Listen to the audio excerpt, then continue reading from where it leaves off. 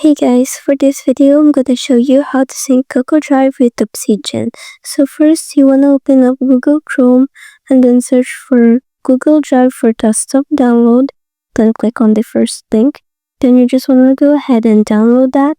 And after you've downloaded, just open up the software and then just click on Open Drive folder. And then just click on the folder. Then you wanna create a new folder. So I'm just going to name this Obsidian. And then I'm going to drag this to the sidebar for easier access. Then just close that. Now you want to open up Obsidian. And then at the bottom left corner, just click on the Obsidian vault. Then click on Manage Vaults. Then you want to click on the second option. So just click on Open. And then you want to choose the folder that we've added here at the sidebar. Then just click on Open.